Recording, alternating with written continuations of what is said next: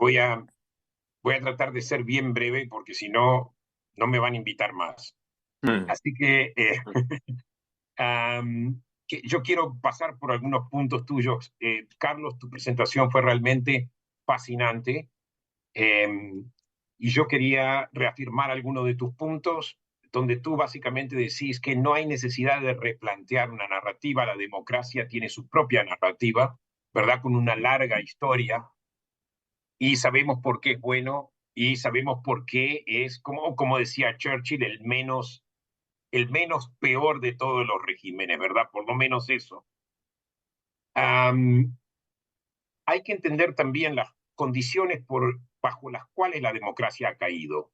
¿Por qué ha decaído la democracia en América Latina? Y tú tienes razón con respecto a la conducta de la clase política. Yo creo que la clase política, más que la que marketizó y buscó a los estrategas políticos y a toda esta gente especialista en mercados y en propaganda y en comercialización, es también el hecho que también abandonó a sus votantes. O sea,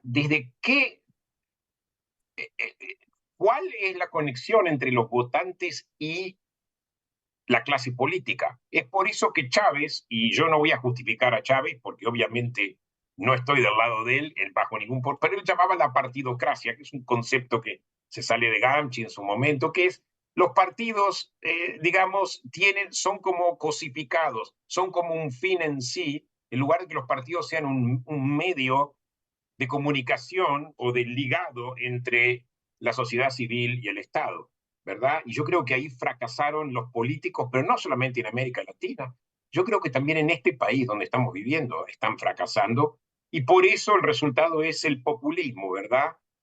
Que es el cesarismo o sea, una persona que tiene un contacto directo, un líder que tiene un contacto directo con el pueblo, y piensa en el pueblo y no en su supervivencia política, es lo que nos va a sacar del pozo. Una especie de cesarismo, populismo, y obviamente hay mucha demagogía detrás de eso, y obviamente eventualmente, como bien lo dijo Ricardo, se termina en un estado mafioso, en una corrupción total, y lo vemos en el caso de Venezuela. Estoy totalmente de acuerdo contigo, y la cuestión es, antes de reeducar a la población, que tú lo dijiste muy bien con respecto, hay que también reeducar a los políticos. Los políticos tienen que reeducarse y entender que ellos son sirvientes civiles, que son civil servants, lo que se llama, o sea, están sirviendo aquí a la población.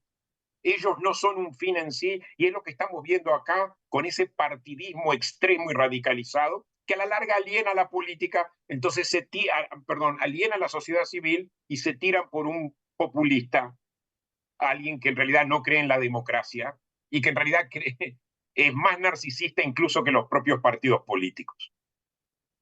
Eh, Estoy de acuerdo contigo que se necesita presentar una visión política. Hay un vaciamiento del pensamiento político porque todo es a ver cuántos votos yo recibo y tratar de adaptarse a narrativas y lo vemos en este momento con el presidente Biden en su campaña política. Él no creo en este momento que él entienda a sus votantes en general. O sea, tiene una idea que la recibe a través de los medios de comunicación. Pero eso es un tema aparte, no voy a entrar.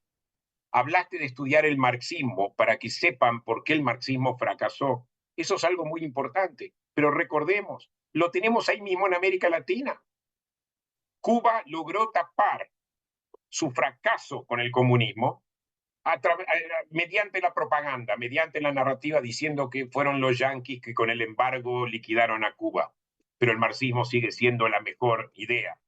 Bueno, lo vemos con Venezuela, que recién ahora hay algo de sanciones.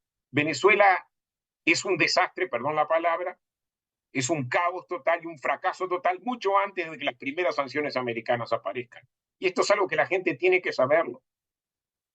O sea, es muy importante que podamos explicar por qué el comunismo fracasa en la Unión Soviética. Estoy totalmente de aquí en los países satelitales.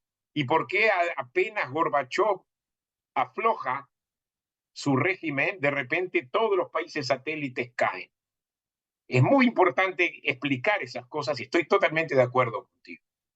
Pero lo más importante, yo creo, Luis, te queda un es minuto. políticos. como dije antes. Em, bueno, yo creo que estoy pensando en otras cosas que dijo. Y obviamente el hecho de que hay ideologías que están por encima de la realidad y que prevalecen, obviamente estamos viviendo en una época muy ideológica. Lo estamos viendo día a día. Lo estamos viendo con la guerra de Gaza, que es un correr de falsas narrativas donde todos los jóvenes se entusiasman. ¿Y por qué se entusiasman? Porque la realidad por ahí no los satisface en muchos casos. Entonces, por eso yo pienso que el tema de recomponer el liderazgo es fundamental. Muchas gracias, Beatriz. Muchas gracias. Gracias.